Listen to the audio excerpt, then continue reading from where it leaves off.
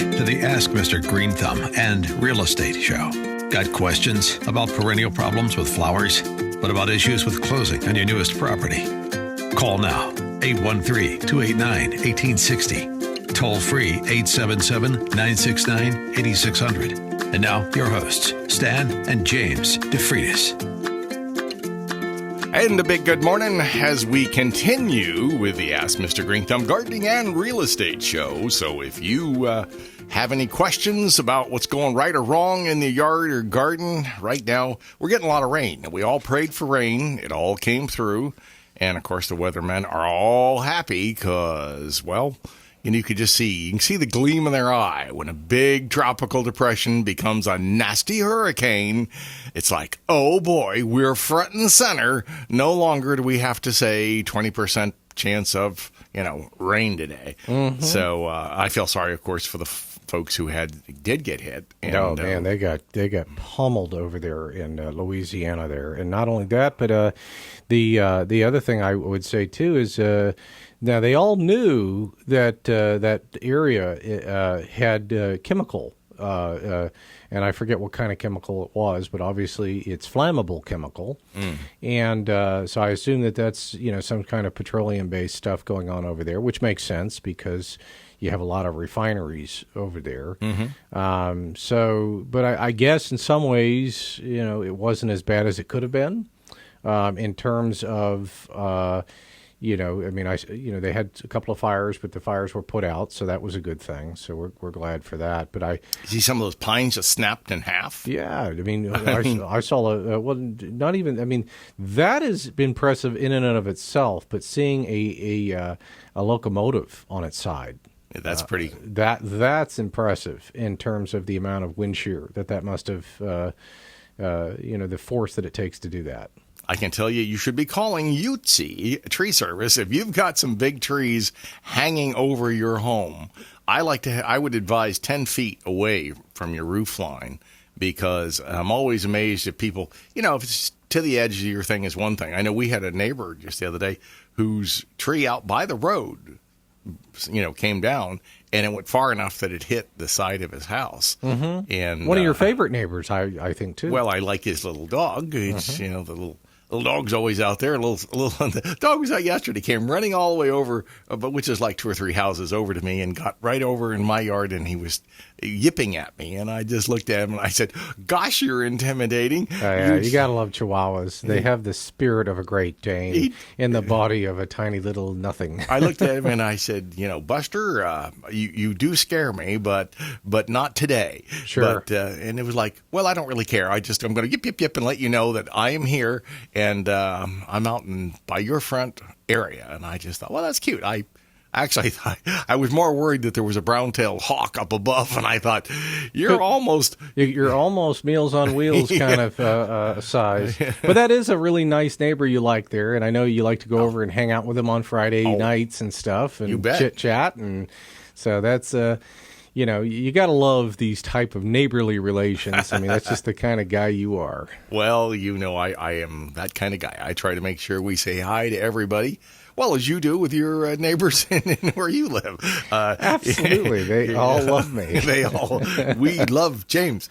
They often carry those signs through the neighborhood. Well, I honestly, I'm too busy to really to do a whole lot of the neighborly relations, but I definitely like the neighbors that I do interact with. Most of them, kind of come and go. And if you live in a townhome community, you know exactly what I'm talking about. You have some people that will look up at you and say howdy, and others that they know that you're coming out of their house, then they can't wait to duck into their car as quickly as possible without saying hello to you. Human nature. That's right.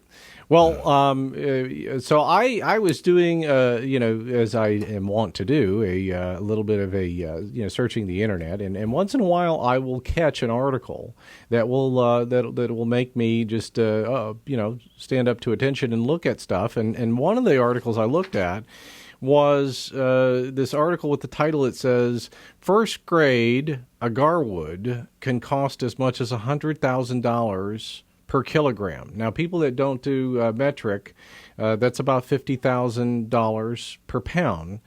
And the article says, why is it so expensive? That is expensive for a tree, right? Yeah, this is for a tree, and again, this is not this art. Let me preface: this is not to bring it in to stump Mr. Greenthumb. I brought it in because I thought it was interesting. Why are we not growing some of those here? Well, and again, one of the things after reading through the article, I realized the rarity and the scarcity is part of the reason that it's kind of like toilet paper, huh? Well, or used to be. Now you can walk around and you can see you get all the TP you need. But someone asked me the other day, how come we're having all this, higher sales and quick sales and homes? And I said, kind of like toilet paper. People took it all off the market, and now everybody wants to clamor and get things done. Sure, and the moral of that story is just like we had no TP, we will once be flush with homes again at some point in the future. I like the way you segued that one. Yeah, so I will say there is that. Now, I don't have enough time to go over this entire article before we go to another break set, but I'll talk about it on the backside because I thought it was kind of interesting. I mean, again, the title of the article is First Grade Agarwood Can Cost as Much as $100,000 per kilogram, or doing the U.S. standard for us, $50,000 per pound. Why is it so expensive? And it's an interesting article, and we will definitely get into that more when we come back from the break.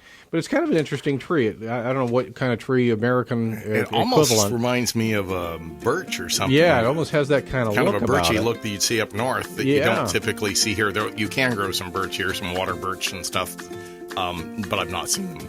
So again, we'll talk about that on the next side of the break here. But if you have a question for us, 813-289-1860 or 877-969-8600. We are here for you.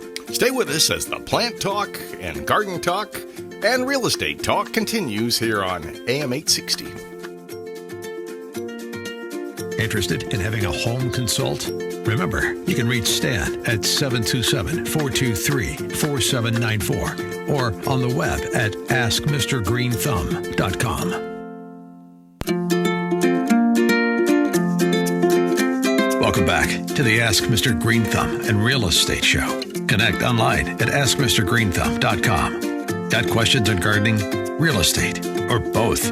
Call now, 813-289-1860. Toll free, 877-969-8600. And now, your hosts, Stan and James DeFreitas. And a big good morning again as we continue with our show. And we're talking about a tree, I guess you said, from China that is worth, $50,000 a pound? Yeah, what's interesting about this, and actually Southeast Asia, so we're talking more like Vietnam type of section area. It has to be warm, I guess. Yeah, so, I mean, technically warm and wet. That sounds like Florida. Sounds like Florida. Yeah, everybody that I talk to that ever spent time in Vietnam go, hey, go out in the middle of August in Florida and you are in Vietnam. Right. So I'll just kind of read you a little bit of what it says. It says, first grade agarwood can cost as much as $100,000 per kilogram. Why is it so expensive? It says, well, for 1,000 years, agarwood has been known as the wood of the gods. Mm-hmm. First grade agarwood can cost as much as $50,000 per pound, making it one of the most expensive raw materials in the world. The Latin name is Aquileia malacayensis, is a tree native to the rainforest of Southeast Asia, Vietnam. The healthy heartwood inside the Aquileia tree is pale, odorless, and worthless. In order for the tree to produce the agarwood, it must first become infected with a mold. So how does this infection process work? What is the agarwood used for, and what makes it so valuable? Well, what's interesting about it is that, so it's a fungal infection. It only infects about 2% of the Aquileia trees, okay? And the actual fungal infection is known, and I'll probably butcher this, Phyllophora parasitica. Okay, that's the actual fungal infection that does it. So it's parasite of some type, which most fungi are that get into things. Right. So what happens is, apparently this tree has learned how to create a defense for this. And so what the tree does is it produces an aromatic resin in an attempt to try to kill this parasite. And in that process, this resin begins to become dark and moist. And after several years of this resin doing its thing inside the tree, it creates the very expensive agarwood. Okay, so this is kind of a byproduct. So when I originally talked about this on the other side of the break, I was saying scarcity. Well, there again, if it only infects 2% of the trees, now we're back to that scarcity thing.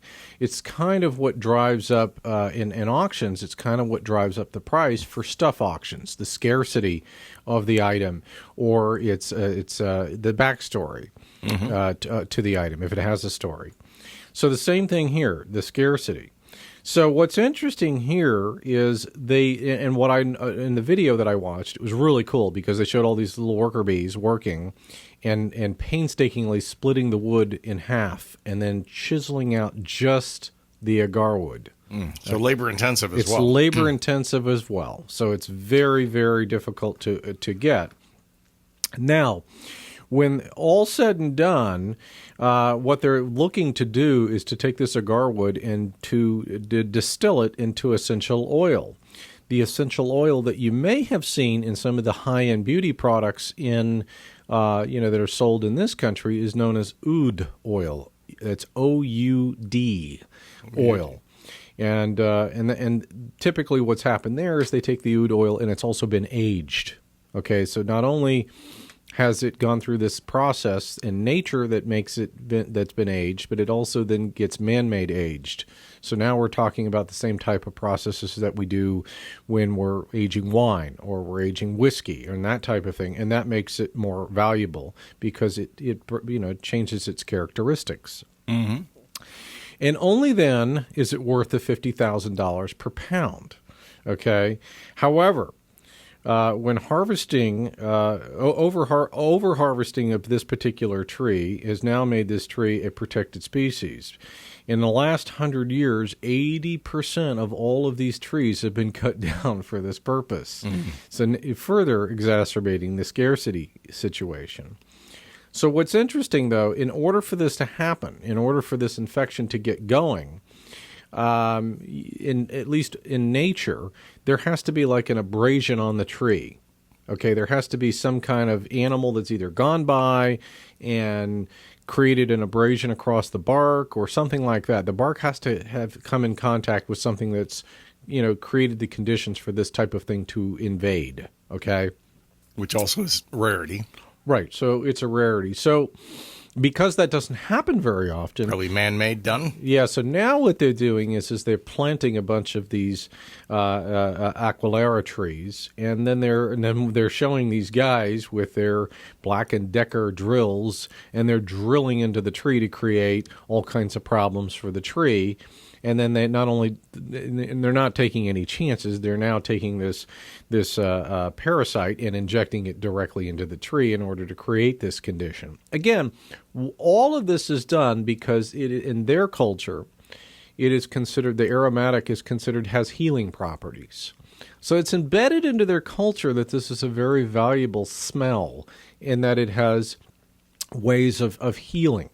I wonder if any research to say if it does or doesn't. Well, that doesn't matter. The idea is if people believe it, it's so. Kind of like the CBD oil. Yeah. Maybe it works, but there's not a lot of research that says, yes, it does. Right. And I was saying that to my wife yesterday. I don't know about this CBD oil. I'm not sure this stuff really works that much. And she told me, I don't know what I was talking about. I should mind my own business, keep giving it to the dog, and the argument is done. Well, if the dog eats better, then everyone's happy. I'm not sure the dog eats better, but the point of it is I lost the argument. I didn't have a good comeback and probably wouldn't have won even if I had a good comeback. But nonetheless, we don't want the dog puffing on a joint anyway. Yeah. Well, I don't think there's any THC in the CBD oil, but there isn't. No. Yeah. So, but nonetheless, I saw this article. It wasn't to stump Mr. Greenthumb. It was because it was interesting. And well, I'm glad you brought it in. Yeah. And I said one time, I don't know every tree and every plant and every disease out there. And if you did, it would be much easier to be a brain surgeon or a legal scholar at the Supreme Court, because it's mind-boggling. There's mind-boggling amount of information. I mean, someone asked me one time, well, do you know every tree and every plant out there? I said, heavens no. And I don't know anyone else out there who does. Right. I know folks who have a pretty good length of knowledge, but to try to know all the areas, you could spend your whole life just in cacti and succulents. Mm-hmm. You could spend your whole life in gesneriads. You could spend your whole life in palms. It probably would be easier and less time-consuming to know every piece in the Louvre. Probably much easier. Yeah, and that's difficult. If any of you haven't been to the Louvre, my goodness, I mean, I forgot what the stat was, but you could go like, what was it, every day for a year, and you would only see like half of it or something. Just amazing. I know. I forget the stat on that. Don't quote me, but I'm just saying, it is a vast museum, and and again, some of the stuff wouldn't really interest me that much, but they do have some of the most famous pieces in the world, including the Mona Lisa. So if you, when we are able to travel again, I highly recommend putting Paris on your travel bucket list so that you can go check out the pieces in the Louvre and, and definitely get some of life's enrichment out of it. I was surprised how small it is. When you're up close to the Mona Lisa, I expected it to be some huge painting, and it's relatively a small painting. But and you got to watch it because there'll be some people from some parts of the world who will body check you into the boards to make sure they get their shot of the Mona Lisa. Oh yeah. Well, and that's a good story I can tell. I remember waiting in line to take a picture of the Mona Lisa, and before I knew it, I was taking a picture of the Mona Lisa through someone's iPad, and I'm going, huh. And eventually I let the woman in front of me know that, hey, I know the iPad can take great photos. I'm sure it can. It's a wonderful product. But I didn't fly thousands of miles over here so I could take a picture of the Mona Lisa through your iPad. So could you get that on out of here, please? That makes sense to me. Well, something I brought in today, too, for our show and tell. And he's got something in the bag. What's in the bag? What's in the bag? What's in the bag? It's a bag, an avocado. Oh, my, an now, avocado. I brought in some for the guys last week. And I know Ken... Is this a Brogdon seed? This is a Brogdon seed. And I was just going to say, point it in up for those of you out there who are wondering how to do it. You could just use this. It makes a nice house plant. So he's got toothpicks. And, for those that are listening to us, he's got the toothpicks in, and he's got a little bowl.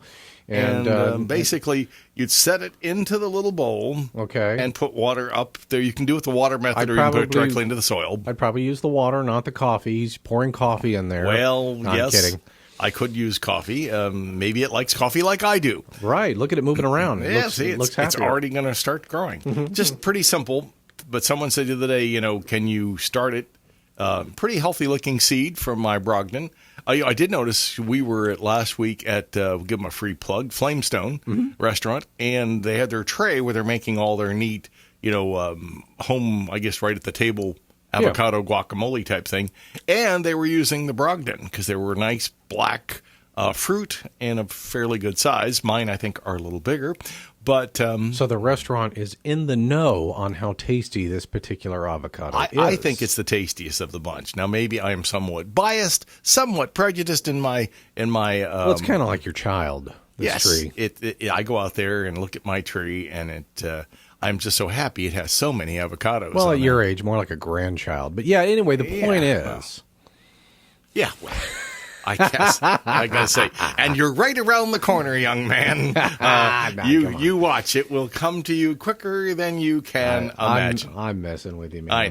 I know, but that's part of life. Someone asked me today, "Hey, I noticed you don't have as much hair as you used to have," and I said, "No kidding, I didn't notice that." Yeah, it's amazing. When we used to do home shows, the amount of people that would walk by with this occasional catty comment. Yeah, and go, "Hey, you've gotten old. You've gotten old. You don't look. You're not nearly as thin as I thought you'd be." I go, "Yeah, well," I said, "that's part of life." Yeah, it's amazing. You think that the honesty comments stop at like 2 years of age, but no, they just keep on coming. Well, I used to love it at the home show. It'd usually be some little old lady about 85 would come by and go, "You've gotten old." And I'm going, "Yeah." What'd you expect, dear? I said, "I remember when we were both young." Yeah, but that's so funny. I thought that was. It's usually getting zapped by someone who's still 30 years older than me that's going to zap my tail about getting older. And I thought, hey, the alternative is rather bleak. Right. And they're usually going by on their rascal scooter. And it's like, and stealing every pin and piece of candy that you had at your table. Right. Yeah. Usually, yeah. And that's usually with their grabber, And I'm not trying to denigrate the Tampa Bay Times Home Show. They have a lot of great people that go through there, wonderful people, but they have a lot of ruler grabbers that go through there, too. That reminds me of our buddy Mitchell Michael. He was usually grabbing all the candy, all the rulers, and then he was trying to sell them down the way. But anyway, he said he learned everything he knows about radio from me, and that's probably very true. Anyway, we're here to help you, and that means the Plant and Garden Show continues. Welcome back to the Ask Mr. Greenthumb and Real Estate Show. Got questions about perennial problems with flowers? What about issues with closing on your newest property? Call now, 813-289-1860. Toll free, 877-969-8600. And now, your hosts, Stan and James DeFreitas. And we're here to help answer any of your, plant questions. I'll do my best. James brought in an interesting article on a tree that I'm always amazed. If somebody can get that much money for it, then normally somewhere else in that area, people will also be trying to grow it.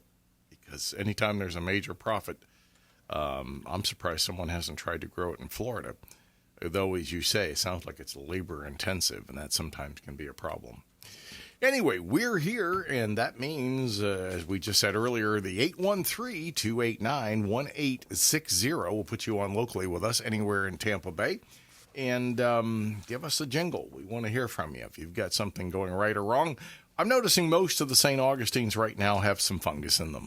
Because we've had so much rain, you'll see some spotting in the blades, and you can pick up a fungicide at your local nursery, garden supply store, big box store. It may be available. It may not be something that, of course, if you have a service, you can have it. They can spray with a fungicide as well.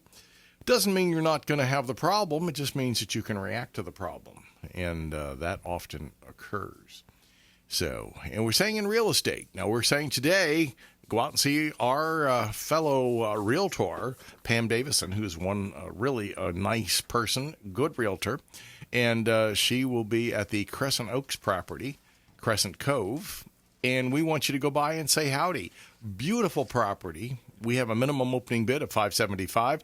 Now, minimum opening bid doesn't mean that's where we sell it at. I talked to a lady the other day, and she goes, well, I'm going to offer $550. And I said, no. The minimum opening bid is where we start. That's not where we finish. And that's if that's hard to put your mind around, we start off with a minimum opening bid to get interest. That isn't where we intend for it to stop. We have a reserve. We don't tell you the reserve. That wouldn't be fair. We do have numbers, though. If you get past the reserve and it's a decent offer, about 40% of the time we will sell the property in pre-auction before it goes to the auction. We have no fear of doing the but we'll be just as soon bring an offer and try to make the deal before that if you are going to offer a decent offer. But I'm always amazed, and I've had that happen a number of times where I tell someone, look, here's the minimum opening bid. We're not going to accept that.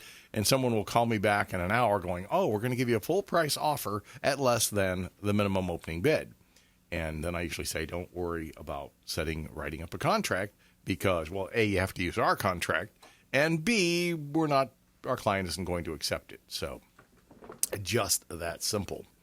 If you've got something going right or wrong in your yard or garden, we want to hear from you.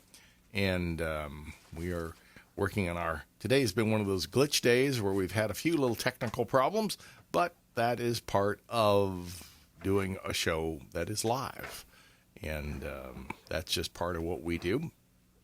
We're here, of course. We showed my little avocado. I was talking to Ken earlier. He was saying that he made some guacamole. I brought in a couple of avocados for some of the guys here at the studio. And, of course, I had to let Joe remind Joe that just because they turn black doesn't mean they're bad. Kind of like an egg fruit or egg plant. It can be black and still be great tasting. And but I think there's that thing. Oh, if it's gone to a different color, you may not be used to a black colored avocado, but it doesn't mean it's bad. And so we're working on that. I have to say I've taken Joe with a mind full of mush and turned him into a horticulturist here on the Greenthumb chase. But anyway, so we're here to help answer those questions that may arise. And it's a little bit early. Some people are starting their seedlings for veggies already. It's a little bit early, because of, to me, the big problem is hurricanes. You get your little seedling out there and it's, 2 inches tall and you get a 50-mile-an-hour wind. If it can knock over the top of a pine tree that's been there for 50 years, what do you think your little seedling has much chance of? You better be able to bring them back into a protected area and hope your roof stays on. Mm-hmm. But just that simple. Very true, very true. So, yeah, we do want to mention, I know you just mentioned it, but I'll mention this specific address. It's 3886 Crescent Cove Place, Tarpon Springs, Florida, 34688. That's 3886 Crescent Cove Place, Tarpon Springs, Florida, 34688. If you want to know more information about this particular property, you can go on to the website, and that's going to be at AFLRE.com. That stands for Auction Florida Real Estate, so that's AFLRE.com, and you can go learn a little bit more about this particular auction property. How the auctions work are pretty simple. We do try to get people to pre-register, or at least print out the registration material before, and that way they can, we can at least, they know that, because the registration paperwork is a couple of pages long, so you do want to get that kind of hammered out and figured out. One of the big questions that comes to me usually, and to you as well, is, can I bring a personal check? Of course you can. You can bring a personal check. That's perfectly fine, too. We prefer if it doesn't bounce. Yeah. Well, no. Yeah, I mean, that would be good. That's definitely a good thing. But we do take personal check. We will need to see, a valid government-issued ID. And, so, we do want to make sure that we have some information on you. But, yeah, we're pretty, we're very trusting in that regard, and that we try to make sure we include as many people as we can in the auction process. And, but, yeah, if you, if it's a rainy day and you're having, you don't have a lot on the books today, get outside, take a look at this beautiful property, 1 to 3 today with Pam Davison. She, of course, is with Berkshire Hathaway Florida Properties Group. She's a but we used to be with. Yep, and she's a great agent, and she'll be able to show you around the property or let you tour it on your own, depending on what you want. And she can give you some auction specifics too when you decide, if you want to attend the auction or if you want to put in a pre-auction offer. Which brings me to the point, we work with everybody. It's not, yes, we worked with Berkshire Hathaway. We're now with Remax Metro, who we love. But we work with everyone. If you come to us and you're, And that's a great point. I mean, one of the things that I would say to that is that, just because we have a Remax Metro jersey on, which we do, the one thing I would say is that, we're in a unique spot. Every other agent out there is looking at another agent as competition. Well, we're not your competition. We are actually there to help you. We're there to be another member of your team, so to speak. And, so we encourage all agents to look at us as an extension of what they're doing rather than a competition. Another tool in the toolbox, another arrow in the quiver, right? Yeah, absolutely. We are here, as always, to serve. Give us a call on the top of the hour if you want to get in first after the news, 813-289-1860. And remember that the plant talk and real estate talk continues right here on AM 860, The Answer.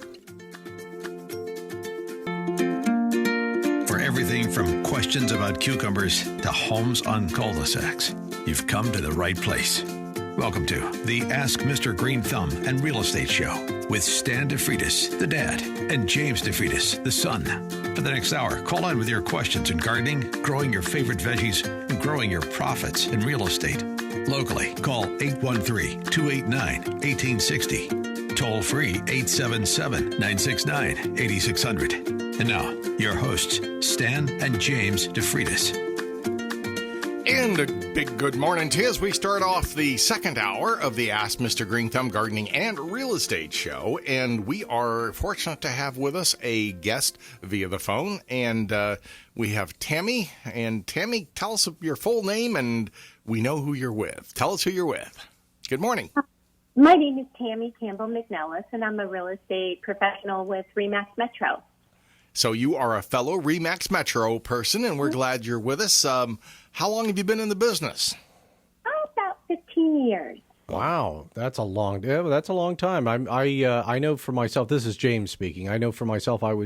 Got into the business in 2003 up in South Carolina, and and then came back down here in 2004, 2005, and sat for my broker's test, and I haven't looked back. So it's been a wild ride. So have you always been with RE/MAX Metro?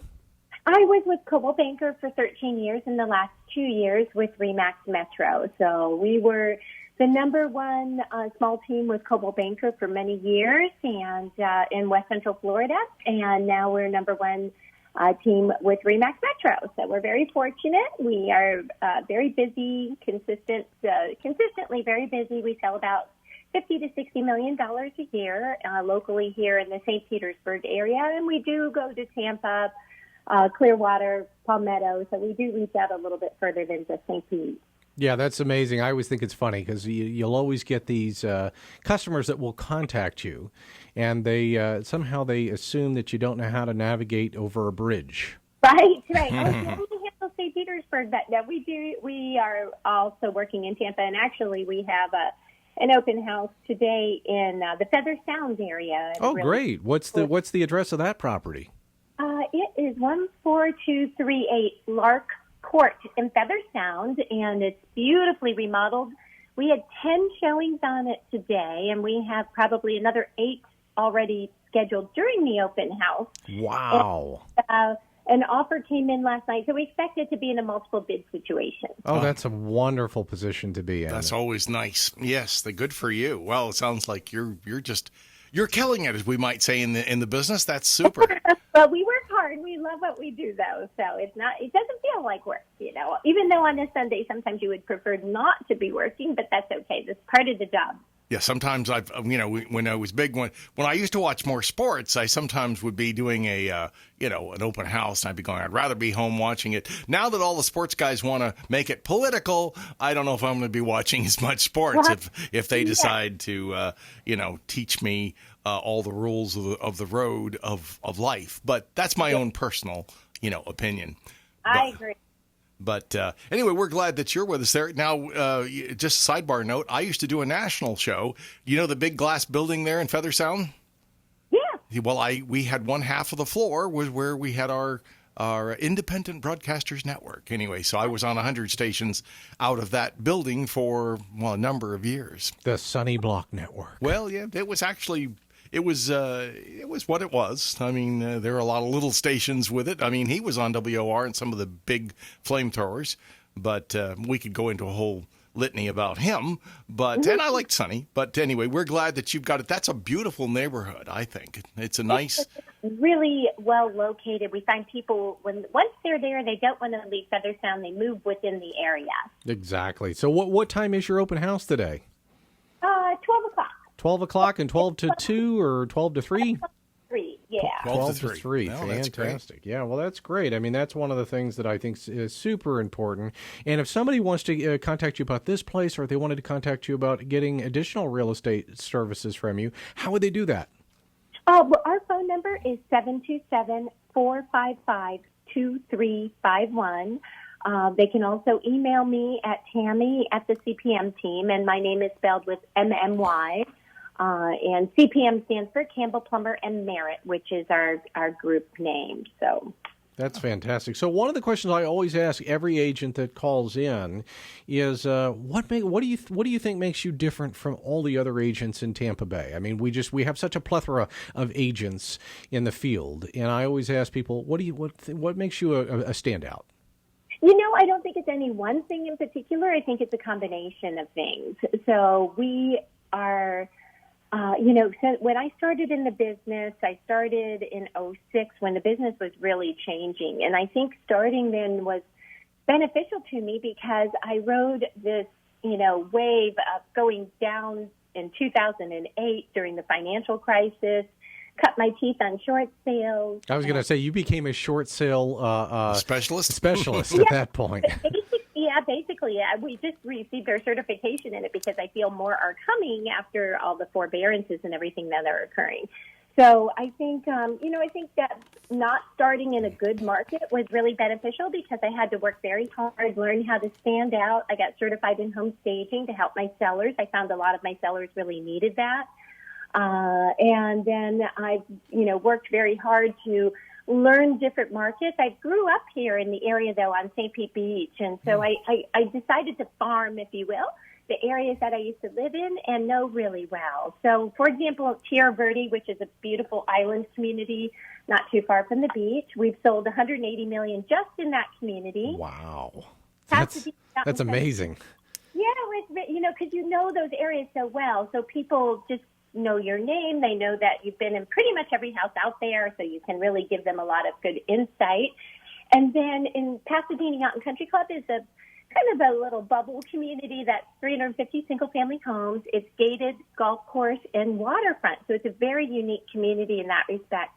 I lived out there for 18 years, and so I've sold over $100 million in that community. And so those are really two of our primary farm areas. But, again, we sell everywhere. But I think really knowing your community and just hard work. Answer your phone and be honest and have integrity. There's a lot of people, unfortunately, that don't in this business, and it will pay you back if you don't. So I think that my customers really feel that we are working hard for them. Sure, and one of the things that, since Stan and I are still relatively new to RE/MAX Metro family, is one of the things that really got my attention is, in the slogan bit on all of the emails, one of the first things that stood out for me is be kind. Yeah. And it's... understand your customers. Yeah, I mean, again, I have found that you can have miscommunication, you can have situations where things don't go exactly the way you want, but if everyone is going to maintain civility and be kind to one another, I have never had a situation where I wasn't able to find a solution for it, as long as good communication was there and everyone kept a cool head. Right, and and I think that's where experience really helps come in too, because you've kind of had a situation similar or just like that, and you can guide your customers. And my son and my husband are on my team, and my son's been in the business now about 8 years after he graduated from college. And, I see him get kind of emotional about a deal or something going on, and I tell him you need to take a step back, and it's not our decision, it's their decision to make. We just give them guidance, Exactly. Yeah. I mean, again, I don't know who came up with the idea of real estate advisors, but that really does kind of fit the bill in terms of, we're trying to make them understand all of their options and then help them make the best decision for them. And, and sometimes it's hard to step back from the situation, especially when we know that they're making decisions. One of the things I talked about last week on the radio program is, and this was geared towards newer agents. But one of the things I was saying is that, don't be afraid to walk away from a deal if the seller is being adamant about price. If you've done the research, the market, that particular community better than anybody, and they're coming in 25% high. Again, it's great to get the listing, because as they say, if you list, you last. But one of the things I would say to that is you want to get a listing you can sell. Having a listing just to get the listing, and I know new agents, they just are so happy when they get that listing, and I'm thinking, well, you may not sell it at that price, and if they're not willing to play ball and be a horse trader, then you may have a listing in name. Yep. Right.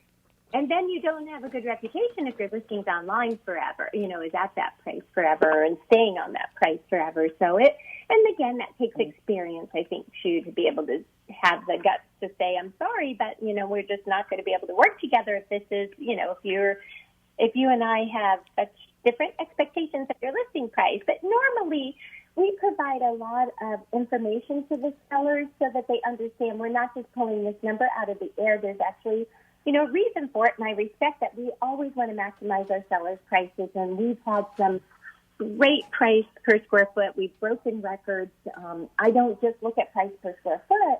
So sometimes I'll look at location, and sometimes the location's worth more than the value of the home. And we, tell them that and say, well, this lot is worth $1 million, the home is worth less, so we're going to really focus on the lot value. That makes sense. So yeah, there's so many different, different ways to look at real estate. But the old saying, location, location, location, never goes wrong. That's always holds true. That's very true. Yeah, I mean, if it's in a good spot, and it's, I mean, right now, I mean, one of the things that I find interesting right now is, I was talking to some new agents last week, and I mean, they've been in the business now for 6 months, right after the COVID thing happened. And so for them, right after getting their license, they come into this market, and then, they're selling things like crazy, and they're like, oh, I don't know why I didn't do this sooner. And I'm like, well, all things change. I mean, I appreciate that you're having some success, but, it's kind of like when you opened up your conversation, starting out in 2006, 2007, it's a very valuable experience for you because, it let you know what the market, what it could be like. Exactly. We'd have a listing. I send newsletters to my Tammy, can we hold you through the break, and we'll pick you up on the other side? We'll pay some bills here on the Ask Mr. Greenthumb Gardening and Real Estate Show. And we're fortunate to have Tammy with us because she's an experienced agent who has a plethora of great information. So you stay with us, right? That's right. Stay with us, and we'll talk to Tammy on the other side of the break. Here on the Ask Mr. Greenthumb Gardening and Real Estate Show. Want to talk real estate auctions? Call James DeFreitas at 727-254-7127 or go online at aflre.com.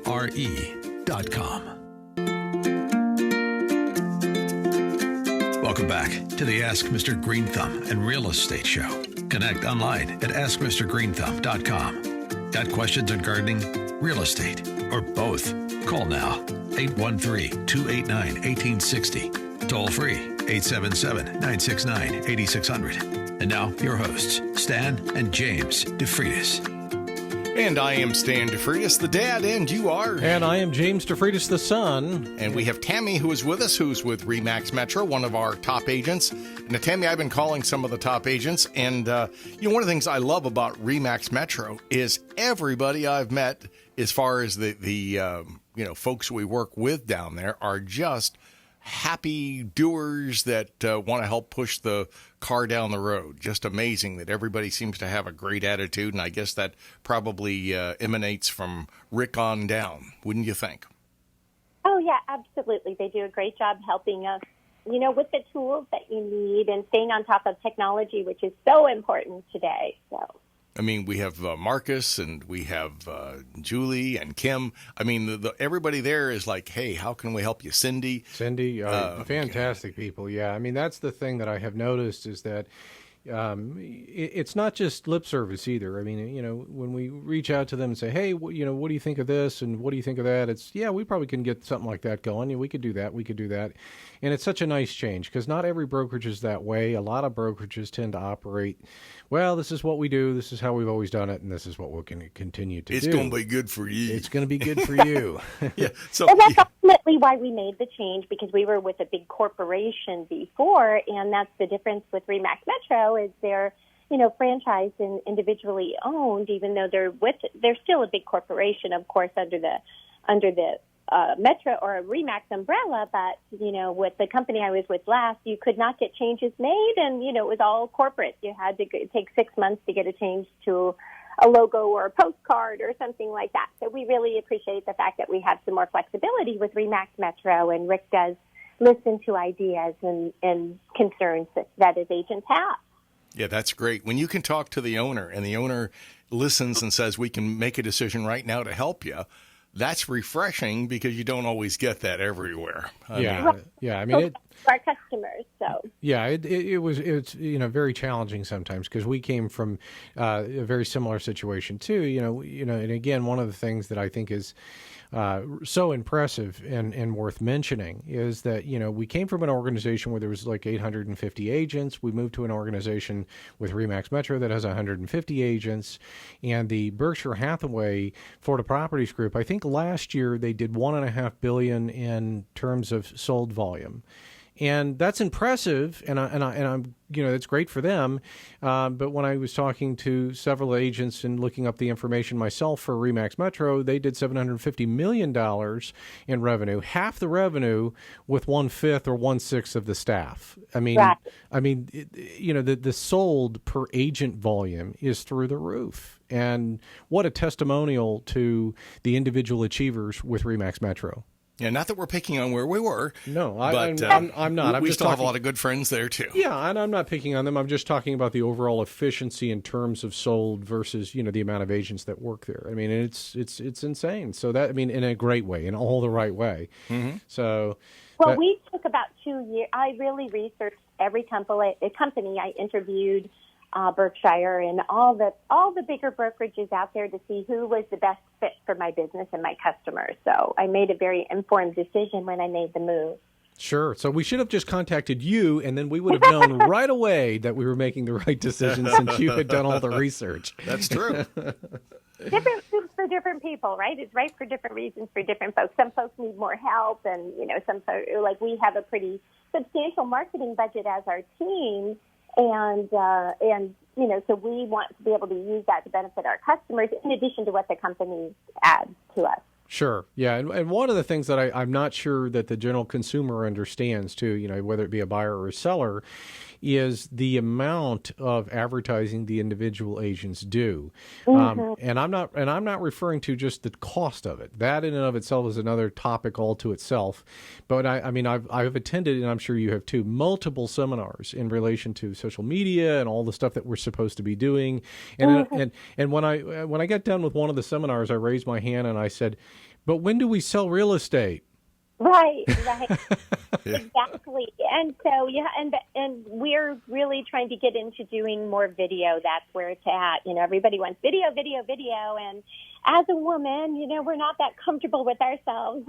Sure. Yeah. And video, my arms aren't long enough. And, but we're getting more used to it. We're starting to send a lot more video emails and things like that because that's what the customers want. So we want to give them what they want and expect and stay on top of everything. Absolutely. And that's one of the reasons that we kind of do this radio show, because we also video it as well. But it forces Stan and I to do content every week, to get up early, to chat with wonderful people like yourself, learn a little bit about your business, and to brighten the world just a little bit. Well, we did 2 years of our last show was on CBS, so we have an advantage over some. I did a show for 12 years on PBS, and of course, we're running out of time here. Yeah, Tammy, you want to stay with us to the next break? We'll talk to you some more about real estate. We'll talk about that after this. Great. Interested in having a home consult? Remember, you can reach Stan at 727-423-4794 or on the web at askmrgreenthumb.com. And now, your hosts, Stan and James DeFreitas. Well, since we've got an experienced agent with us, Tammy, who's doing a great job, I thought we also need to mention that we, of course, run the accelerated sales or the auction department for RE/MAX Metro. And, of course, right now everybody is selling things like hotcakes, but we do have, let's just do a little promo there. Sure, yeah, we do have an auction property that is coming up for auction on September the 12th, 1 o'clock, and that's going to be a Saturday. And we are doing an open house today. I shouldn't say I'm doing it. Pam Davison is doing it, the agent, the listing agent who has the listing, and that's going to be at 3886 Crescent Cove Place, Tarpon Springs, Florida, 34688. And if you want more information about it, you can always go to the website, which is AFLRE.com. That stands for Auction Florida Real Estate. And people can go there and get more information and learn all about the auction. So that's a little something that we do, Tammy, is we try to make sure that either if people have more on their plate than they can handle, we tend to encourage agents to either look at maybe offloading a listing or two to us if they have too much on their plate, or if they have one that's long in the tooth, we're always happy to try to help them with a listing that might be going expired or maybe has gone on longer than they would like. Tammy, you're still with us. Yes, I am. Can you hear me? Yeah, Yep. I can hear you. Had our board up, had to bring you up there, and he did it. There we go. We can hear you now. Have you ever used a accelerated sales or auction in your career? I have not. The auctions that occurred, mostly that I have been involved with, have been the bank foreclosure type of auctions. Sure. And I think that's where there's a lot of people that don't understand that there are different types of foreclosures and, that there are not foreclosures, I'm sorry, but auctions. And so I think it can be an excellent way especially if you have a unique property or like you said, one that's sitting on the market a long time. That in this market, if it's sitting on the market a long time, then there's a reason for it. Oh, sure. Yeah. And again, it's back to that point we were talking about before. Usually it's a seller that is not hurting that much for cash and is stuck on a price and didn't listen to their very experienced agent from the beginning. Now, what's weird, and I haven't been able to explain this, nor I don't think Stan can either, is that sometimes just by involving a third party, like, we'll come in and, and we'll have what we call the come to Jesus moment where we talk about pricing. And even though the agent is basically has said this already, but by having it said by somebody else, maybe that isn't associated with their company, when they start to hear the same information from somebody else, somehow something clicks for them and goes, right. I can't explain it, because I'll listen to the originating agent, and that's what we refer to the agents as. We refer to them as originating agents, and I'll say, well, geez, it sounds like you said pretty much exactly the same thing we just got done saying. But sometimes they'll listen to us. Yeah, and I really don't understand it. I mean, I don't know. Maybe hearing the same information twice, but maybe hearing it slightly different from a third party makes a difference. Oh, yeah, it definitely does. There's also that saying in the business, you want to be, what is it, the first love, the second wife, and the third listing agent. Third listing agent, they listen to you. They've been through a couple of others, and I've had that experience before. We've gone out and given a price and said, this is where the market's at. This is where the home is going to sell at. We truly believe, and we're not usually far off of that if we are, And they've maybe gone with another company only to reduce the price to exactly what we told them to list at and sell it. Right. And that can be frustrating too, especially from the agent perspective, because and I will say most of the customers we work with, they tend to have a thought bubble that stays pretty much just in their little sphere, and so they don't typically look at things the way that real estate agents do. And it's frustrating for us because one of the things that happens is that we'll spend a lot of time, effort, and money marketing a property and going, I'm not getting the calls I expected I would get because this person didn't really listen to me about price in terms of what I wanted to do. And, that's the contributing factor. And when buyers, we really try to educate our buyers as well. When they are purchasing a home and they're only looking at the price, we try to point out, well, this is why it's this price. Maybe it's in the corner of a waterfront where you have limited water access, but they're getting a waterfront for a low price. And they want, to consider resale. And we always say, location, location, location. If you're getting it for this price in this market, there's a reason for it. When you go to resell it, it's going to reflect that again, So good advice. Or if it has a very unique layout or what's called an obsolete layout that are difficult to sell, you're going to have to put some serious money into it to change a layout. Usually you need an architect, an engineer. Not just taking down a wall sometimes is enough. So sure.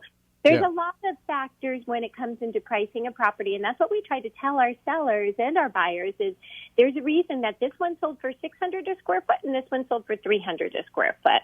The sure. Details and yeah. knowing the differences. And I think another big factor is knowing the finishes of a home, especially when you get into the luxury market, knowing the quality difference between these products that are finished in a home makes a difference between a $1 million and a $2 million at the same square footage. Sure. I think that's good advice. Even the one we have today, it's a beautiful home for the money. And I think I'd probably update the kitchen. Most people say they would. But still, even updating the kitchen, I still think this is probably one of the best deals going in Crescent Oaks. In Crescent Oaks. Yeah, no, that's true. And I mean, one of the things that I, and Stan and I have done a lot of different types of auctions. I mean, one of the things that I would also mention is that, we had an auction that came to us last year, and it was a court-ordered auction, and we happened to pick it up. And it was interesting in that regard because, we had a situation where, and I tell the story just because I know that you've been around the block and seen a thing or two, so it might be interesting to hear. But it was a situation where the owner did owner financing and the owner himself was an attorney, and he thought it would be a good idea to do owner financing with a retired judge. What could go wrong? complicated manner.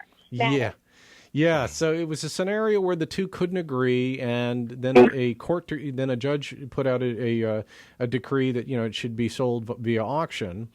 And the funny thing there with this particular property is, the judge, and again, we assume that the when a court gets involved, that they're going to have a modicum of what something should sell for. Well, the judge just unilaterally put the price I don't know, I think it was like $175,000 for a $300,000 place. I mean, everything else in the community was selling for $300,000.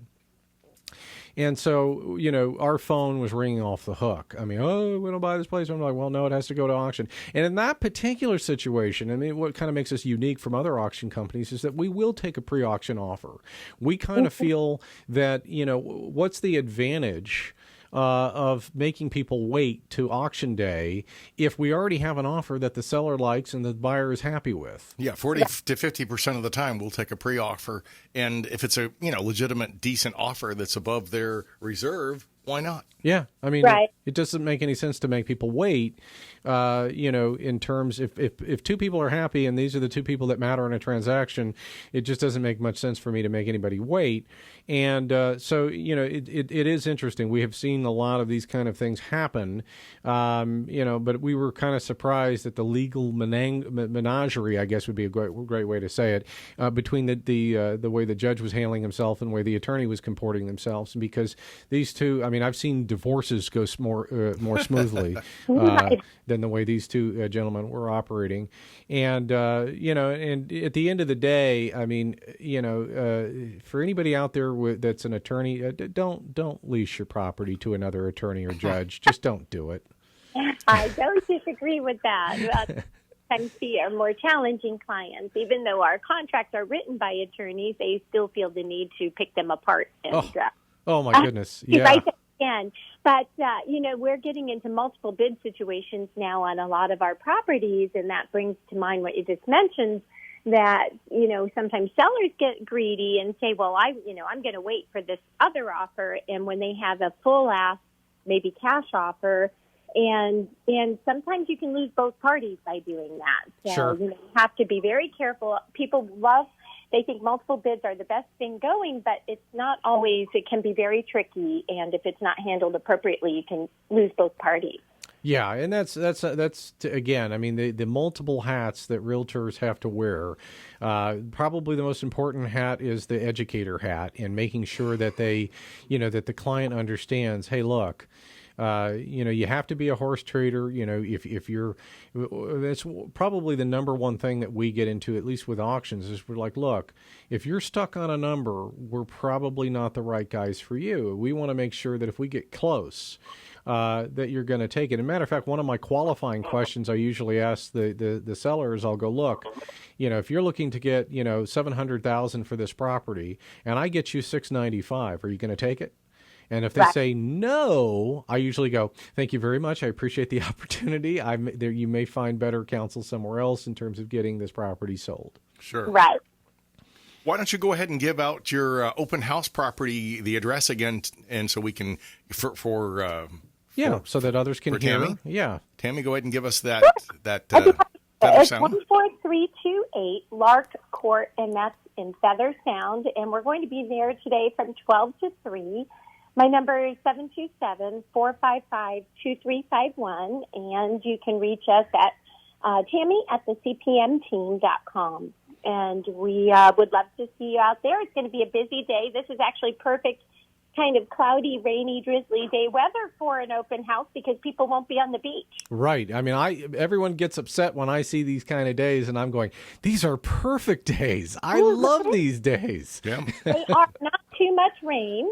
And, not too much rain, and the clouds keeps everybody off the water, and they'll come to an open house instead. But, I have one question for you. We talked about, your Mr. Greenthumb and the landscaping, and we live on the beach, and we just did a major landscaping project and moved some massive palm trees. They're the big arenas that are probably 25 to 30 feet tall.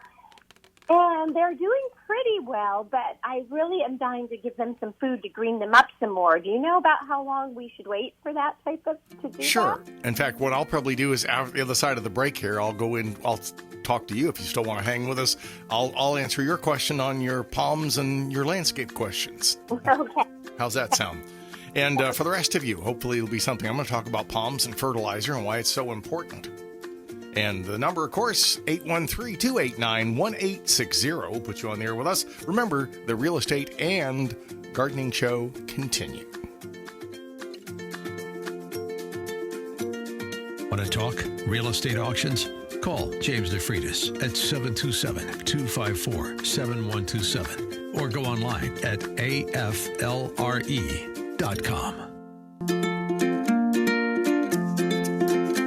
Welcome back to the Ask Mr. Greenthumb and Real Estate Show. Connect online at askmrgreenthumb.com. Got questions on gardening, real estate, or both? Call now, 813-289-1860. Toll free, 877-969-8600. And now, your hosts, Stan and James DeFreitas. And we're with Tammy, who's with RE/MAX Metro, who has done a great job on this hour with us. Tammy, you had a couple of questions about you've moved some palms, I think you said. Yes, we have some massive palm trees that are probably about 15 years old. They're the Eurekas and the fishtail, and they're about 25 feet tall. So I had them moved away from the house because of, the weather and them beating on the house, but we didn't want to lose the privacy. So they're doing pretty well, but they definitely look like they need some food or something. And I read that we're not supposed to feed them for like 2 or 3 months after moving. I don't know if that's Yeah, well, there's always a worry of birding roots, but if it's well established, I don't worry as much. The fishtail Caryota mitis, which is the Latin name for it, which looks like for the people out there wondering, it does look like a fishtail. It has sort of that fishtail look in the frond. I would say after a month or two, you could put some palm food around the base, and typically extra manganese and magnesium along with a good source of phosphorus, which is what I like to see in a palm food, would be good. I bought a bag of that, so I'm just dying to put it down. I understand. Well, like every good agent, we want to see things green up. And magnesium, Epsom salts, will help to green up. It helps the iron uptake in a plant. And that's the reason a lot of folks think they've hit the mother lode, if you will, because they put magnesium around almost any plant and it will green the plant up. And so that's nice. Of course, the Eurekas tend to have a little bit of a yellowish cast to them anyway, because that's sort of their charm. I like the Eurekas because they kind of give you that a nice buffer. If you want something you can't hardly see through. Right. And it looks like we're in Key West. It feels like we live in a tree house, and we love it. So I just want to make sure that we're, after spending quite a bit of money moving them, that we don't lose them. So yeah, I think that will be good for you. Also, I might add, I'll put a little plug in. I have a book called Stan DeFreitas' Complete Guide to Florida Gardening, and I've sold 500,000 copies. What I'm happy about is that I think it helps people. I mean, it's not, when I say complete's in small letters because it's hard to be everything to everybody in one book. But we tried to do a book that talks about trees and shrubs and plants and stuff. And actually, many moons ago, I had a real estate agent buy a dozen copies from me. And I said, why are you doing that? And he goes, well, we'll put a card in the book because, it's a premium. When I sell they'll know it when they put it on the coffee table. And then my card they'll see it when they show it to neighbors. But he was also going back. My granddad, Doc Miller, was on my mom's side, was the first chief of staff at Mound Park. And in the old days, going back to the Depression time, this guy came to me and said, I was a poor boy back then. He says, and your granddad never charged me or any kid that came to him. So I'm kind of paying back your granddad, Doc Miller, for being nice to me when we didn't have a dime. Aw, that's nice. So it's a true story and a good story. And actually, my grandmother was the first music teacher at St. Pete High when it first opened at Mirror Lake. And then when it moved to the new school, which is St. Pete High now. The new school. But, where school I went to. Go ahead. I'm sorry. You've got some long Florida roots, it sounds like, our St. Petersburg. We do. Yeah, I went to St. Pete High, actually. Kind of funny. We had the not property appraiser. I was going to say the supervisor of elections on just a couple weeks ago. And back then, to tie in Richard Connis, his dad was the supervisor of election in the old days. Yeah, Julie Marcus. Julie Marcus is now. And it's funny because we came down to Richard Connis and I for an award as the best track athlete at St. Pete High. And every day the coach would say, DeFreitas, Connis, DeFreitas, Connis. and eventually I won, as opposed to Connus. So if Connus is in Texas, he's a colonel now. Colonel. Well, I'm a colonel now too. We're both colonels. Yeah, we're both colonels. That's an unofficial term for auctioneers. That's right. Yeah, honorary colonels. So anytime you see somebody that has a colonel on there, they might be a colonel and they might be an auctioneer for those that are in the know. I didn't know that. That's interesting. Yeah. Well, I have one more question for you. Can hydrangeas be grown in this area? It's my husband's favorite flowering plant, and we again live on the beach. So, can they be grown in this area? I'm not sure if I caught the name of the flower. Hydrangea. Hydrangeas. Yes, you can, but I see you bringing in bags of soil and. Darcy, I see black cow. See some black cow. Black cow in your soil because the sandy soil is so. Not only is it sandy, but it's alkaline. And if we did a pH of your soil, which I will do for you sometime, it will probably be about 8. And if you like pink hydrangeas, that will be where you'd want them. If you want a blue hydrangea, you're going to need to add some soil acidifier and make that soil more acid. I actually saw that at the Home Depot the other day. They had a bag of hydrangea food for blue hydrangea to change the pH of the soil. Which means it either has sulfur or some type of ammonium sulfite, or it has something that's going to be sulfated that's going to help make it more acid. The problem is if you don't improve the soil right around it, if it's all shell, let's say beach sand fill, right. it tends to eat upon the shell, which releases more calcium carbonate, and the pH, kind of like on a teeter-totter, goes back pretty quickly the other way. So I see you digging out a hole about 2 feet by 2 feet and adding in half a bag of black cow and some other peat moss, and maybe then sprinkling some of that if your husband wants the blue variety of hydrangea. Okay, so the temperature is okay then here. It's just the soil. It'll take it. Now, we probably do fungus up a little more, and you probably would want it where it's not going to be getting a lot of salt spray. So maybe on the, usually there's one side that's getting a lot of salt spray, and then there's another side of the home where maybe, toward the street or wherever, where it's not getting so much salt. Because I wouldn't put it a foot or two from the seawall. I think that would be, those big, nice, dark green leaves would be probably beaten to death by the salt and the wind. But a nice little, protected little maybe alcove near the front door, or maybe even a large container by the front door. Yeah, that's what I was thinking. Maybe some containers to try those because you can control the soil better. I think if you do that, you will have success. There's always a way to get around it, but there's, even with my avocado, I had one where it was in one spot and it wasn't doing well. I moved the avocado 10 or 15 feet over to a better site. I put in a bag of black cow, and the tree now gave me, 100 avocados this year. So just moving it sometimes and improving the soil can make a big difference. I'm a big fan of black cow and adding peat and other good stuff. I like to say you make a $10 hole for your $5 plant, But that's good. I think what you put into it's important.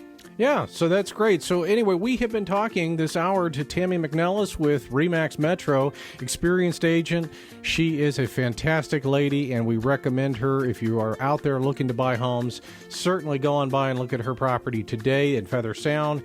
And thank you so much, Tammy, for being a part of our show.